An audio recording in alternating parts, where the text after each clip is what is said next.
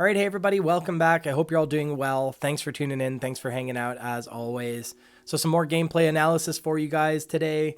We're going to take a look at a Kayo matchup. And so Kayo is scary. Old Kayo, right? Old Kayo, Armed and Dangerous, got some really interesting and good pieces from the new set Super Slam. So this is a hero that people are looking at. And so we're going to see how we measure up. In this case, I'm deciding to do a little bit of a blended game plan. Well, I am leaning more blocky. So I'm putting in my hunting renditions, I'm putting in my reduced to rune chance, and we're testing Painful Passage here. So we're putting in the Painful Passage. I think alternatively, if I want to be really blocky and just I'm not going to try and race you, I'm going to respect you, I think Sonata Galaxia is another choice here instead of the Painful Passages. But Painful Passage could up our damage output if our hand lines up, and it also blocks for 3, so it is a decent defensive piece. Not a very long game, so we'll see how it goes. We're going to go... Yeah, I think it makes sense to go face Purg, just to try and stifle their Bloodrush Bellow turns. We're going to go Dyadic Carapace as a block, additional 2 life compared to Tunic. We're not going to be able to utilize that resource because we're not going to be looking to do crazy wide things with creepers, and we're not going to be looking to pay for envelop or anything. So right off the bat, we just banish. Had a bit of an awkward first hand. Banish Deathly Delight, make a rune chant. Arsenal, I can't remember what we arsenaled. Draw into a full attack action card hand, but I guess it helps to block, so hopefully they send something scary at us so we can just give them some cards and get some value from this hand. But chances are all we're going to do is maybe banish a Phantom Wraith. Why I say that is we don't have any rune chant generation set up right now, so just put another 2 cost rune gate card in there, give them these 3, and then send one of them, Deathly Delight or Wraith. So Show of Strength, 8, -1 for... That's actually quite good for us. So we only have to give them 2 cards. I'm going to choose... Interesting. I think Wraith is the one we want to banish, because it's just easier to play out from banish. I think I would, in hindsight, want to give them Widespread Annihilation here. And maybe I'm... only giving them that. That was an interesting choice. Oh, I probably have a Go Again enabler. So then we can go 2 wide. Go again, send one of the 2 cost rune gate cards, and then pay for Widespread Destruction. Yeah, threaten their arsenal. So that must be what it is. It's a Machinations of Dominion. Okay, that makes sense. I should have been paying more attention. So play Machinations, send one of our 2 cost rune gate cards with Overpower Go Again, and then send the Widespread Destruction. That makes perfect sense. Okay. And yeah, they're just threatening. We debuffed it to 7, so we took 4 damage in order to set this up. Not the end of the world. So they're going to get 2 points of value from Savage Sash. We're going to send another 6 their way. No matter what, they're going to have to give us their arsenal. That's another beauty of this line is this information. I mean, they do get to crown it away, which is good. They snapped crown it away, so... they're obviously familiar with Vynnset shenanigans, so they knew to get rid of that arsenal as soon as they saw Widespread Destruction. So very competent player, obviously. So playing Bloodrush Bellow, pitching Bloodrush Bellow to get rid of that potential whiff in their hand. Drawing a couple cards, making a Might, Mandible Claw for 5, pretty good start. What do we do? We have no rune chance, so... I'm really tempted to use the Hunting Rendition for the rune chant generation so that we can just maybe banish a Widespread Ruin, for example, give them these 2 cards, and then at least be able to send a 2 and 6 or 2 and 5. So maybe block and then pitch the Hunting Rendition, or discard the Hunting Rendition. I don't know. Or I guess we're just gonna cover this 5 and then just see what else they got. Make a decision later. See if we want to use this Hunting Rendition for the 4 block. But I think, I don't know, I want to send something back at them, right? So discard the Hunting here, or yeah, might as well. So discard the Hunting here. Prevent 2, we'll take 3. They're probably going to send something else at us, so we're definitely taking some damage here this turn, but that's usually the case with a Bloodrush Bellow turn. So we're taking 8 down to 23. Ouch. Not amazing, but what can you do? Like Bloodrush Bellow is the crazy turn, right? So we'll send 2 and 6 back. They're taking a bunch of damage to set these big scary turns up, right? So we're actually keeping them at life parity, especially if they take this, but depending on their hand makeup, they might actually just give us 2 cards and send 6 back, but it looks like they... Oh, interesting. So an early Reckless Swing. So they're sending that Reckless Swing, discarding, making a Might. It's pretty good value. It blocks for 4, deals 2 damage to us, and it makes them a Might from Kayo's ability. So, like, yeah, pretty good. Pretty good.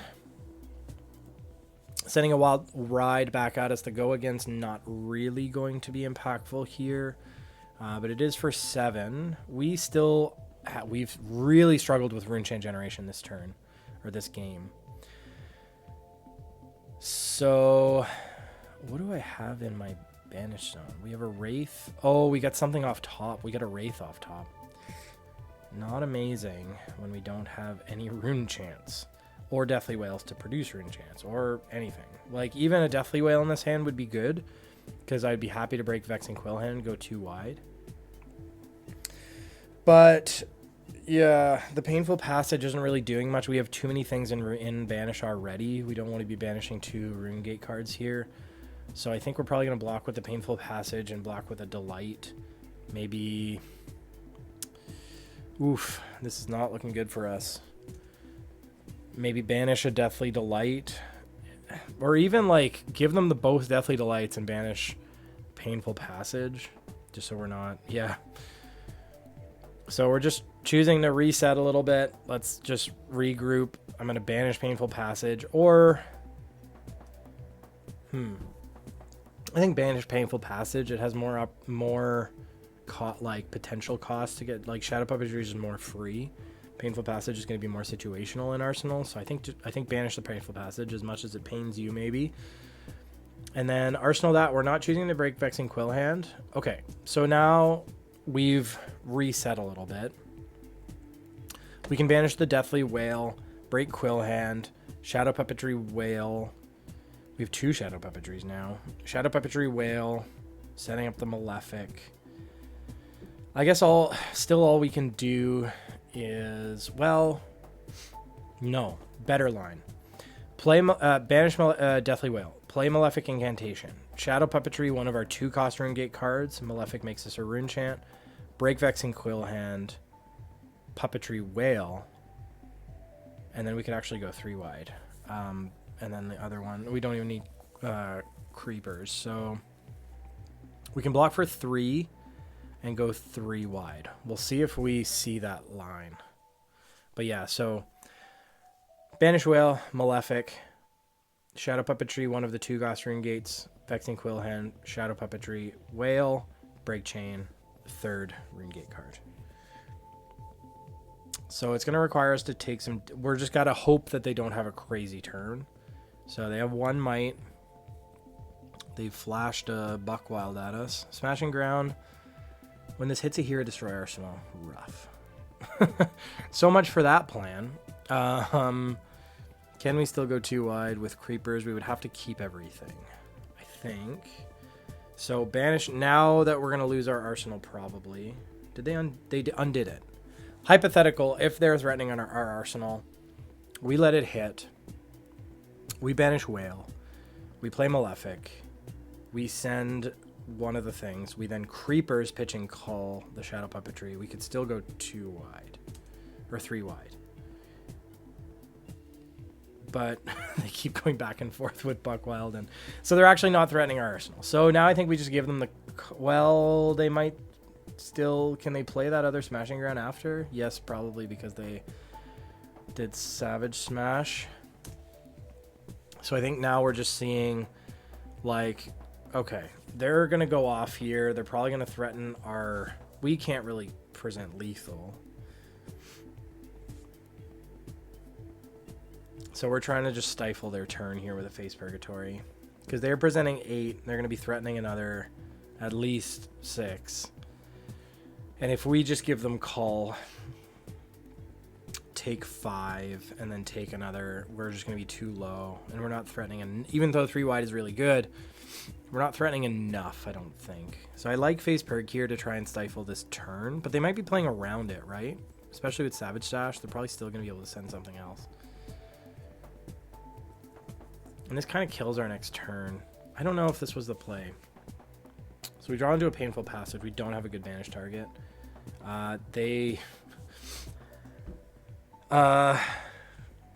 With Face Perk, so they're probably playing around Face Perk. They discarded a Beast Within, which just replaces itself. So we're still going to be able to go 2 wide, so that didn't really stifle anything. Are they still going to threaten our arsenal as well? Claw and something else. Jeez. It was really impactful by them. So all we're going to be able to do is banish whatever. Painful Passage, probably. Painful Passage has not been amazing in our last few games, so I think it is pretty situational. Threatening our arsenal once again. Holy moly. This is not going our way. So what if we didn't Face Perk there? Would they have gone...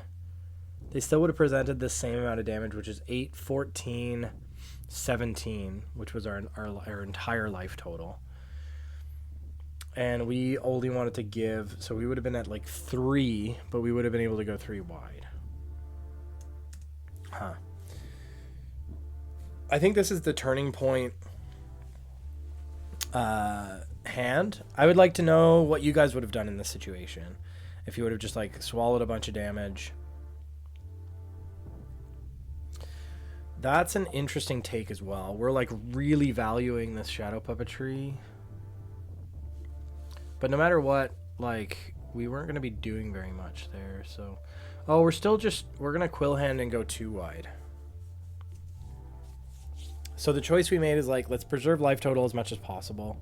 So we're trying to make this awkward and make them go to a lower life total so that we can get them in a situation where we're just stripping hand. Not allowing them to set up crazy big turns, which they've been doing. So this is going to leave us in a vulnerable position though. So we decided to give them a bunch of cards, just hold 1, doesn't matter which one, back. It did allow us to keep that Shadow Puppetry in Arsenal in order for us to go 2 and 6, break Vexing Quill Hand 2 and 6.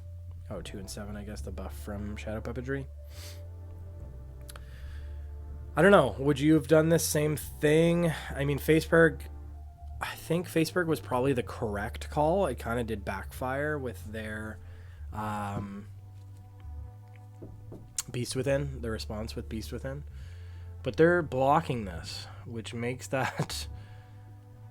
The fact that they're blocking it makes it less nice for us to go Quill Hand, send another 8. Because all we're doing is presenting... Yeah, so now we're just going to send Flail, especially since they blocked with the Gauntlets. So they'll let us have a Rune Chant here, and we'll keep our Quill Hand. I like that decision. But yeah, that gave us options, right? We could have... If they chose not to block, we could have threatened 2 wide. Since they chose to block, we kind of pivoted in that case and just sent the Flail instead, especially since they gave us the Gauntlets and they didn't have anything. Like I would put money on the fact they didn't want to give us another card, considering how they blocked. So on our next turn, it might be another situation where we just like banish whatever. So, or we can go 2 wide with... We would give them 1 card, take 6. Play, banish the other non-banishable card. I don't like this though, because then we would play Painful Passage, go again, banishing the Whale, breaking Quill Hand, going 2 wide. But it's just not worth it when they're at 21, I don't think. So I think the call here is just give them 3 cards, banish 1, send 2 and 6. I think that's the play.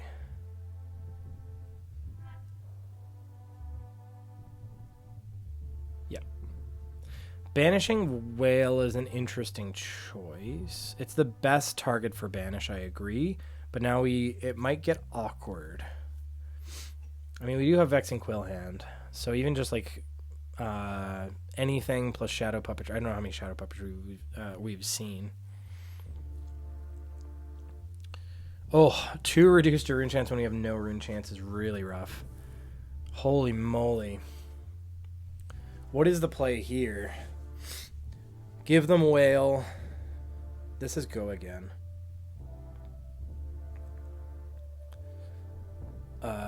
Give them... Okay, we could either give them whale, take 3, play Funeral Moon. Oh, that's gross. Give them whale, take 3, play Funeral Moon, and then we have 2 reduced rune chance. We're never going to be able to get both all the value on it. And we still only have 2 rune chance. We still have to break... No, we'll have 3. Huh.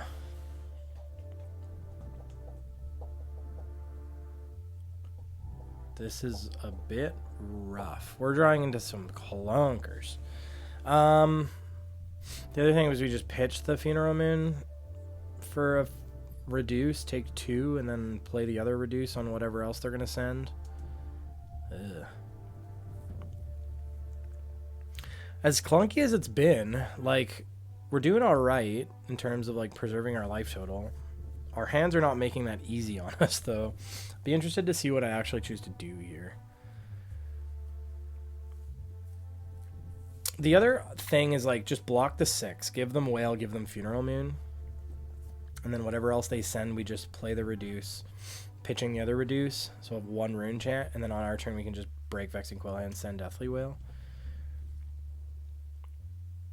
And then we're only getting, like, these, we'll get a 3 value, a 2-card 3. Awesome. So we're choosing to just, like, yeah, pitch the Funeral Moon. Do I like that? Pitch the Funeral Moon, so then no matter what. So this is, like, we're taking 4 damage. We're making 2 rune chants, and we'll be able to just banish a whale, send the whale. Taking 4 damage to be able to do that. Or the alternative would have been give them the whale. Take 3. Play the Funeral Moon. So we would have taken 3 damage and just been able to send this. In this case, we're taking 4 damage to be able to send 1 more damage on their turn. On our turn. I don't know. I don't hate floating a whale, because, yeah, if we catch them off, we could still string something big together. So I don't hate that decision. Interesting, though. So many decision points in Vynnset, it hurts my head. And it's interesting to see, like, and talk through the different lines that I'm seeing now, especially for these games that I've recorded a little while ago now. I hope you guys find it helpful as well. I hope it's not like... I mean, I'm confused sometimes. Because there are just so many options in Vynnset, and what you see in the given moment, it's really hard to identify the actual correct line. Because the correct line is also dependent on what you're going to draw into and, like, all this kind of stuff. So anyways, what did they do there? I'm, like, not even paying attention anymore. So, yeah, so we played to our game plan. Banish whale, send whale. They thought about giving us 2 cards. They ended up giving us a Command and Conquer, taking 3 down to 8. We're going to make a rune chant. And so no matter what, we'll be able to send the whale. It sounds a little bit better. So show of strength for 9. We're going to give them this and Haunting Rendition. Taking 1 down to 4. We're probably going to break Quillhand no matter what on our turn. Yep, I like that. Take 1. We'll go to 3 at the end of our turn, unfortunately, but banish their Wraith, break Quillhand, or play Malefic, break Quillhand, doesn't matter. Play Malefic, break Quillhand. Oh. Is that better than breaking Quillhand? So, Wraith, Malefic, send 2 and 6, make 1 on the back. The alternative line that I was thinking about is... yeah, maybe not as good. Banish, I was going to break Quillhand and send Whale. So it would have been 3 and 5, 1 on the back. And then we would just have, no, 2, probably make another one from Whale. I think this is better, because we can always, like, Quillhand's always here, right? So we can always break Quillhand on our next turn to do Whale shenanigans. especially with Malefic Incantation up. We could reasonably like double whale or something if we draw into whale shadow puppetry, but it just becomes awkward if they're able to go too wide, and at this point we're in a lot of trouble. So Eloquent Eulogy, Funeral Moon, Funeral Moon. So Eulogy, if we think about Eulogy, like Banish Eulogy, break Quill Hand, no. Banish Eulogy, send Eulogy. Hope they take damage. If they take damage, then we can break the chain Funeral Moon. Or if they take Arcane, we can Succumb. And then send the Whale. So now that they send Buckwild for 7, we know they're going to follow it up. Plans out the window. So I think the best we could hope for is probably just like give them our hand and break Quill Hand, send Whale. That's probably how this is going to play out. So let's give them 2 Funeral Moons to start. Take 1 down to 2. And then they're going to send something else that's scary, probably. Activate Gauntlet. Okay, 9. So we're going to block 6 and die. Sick. GG's.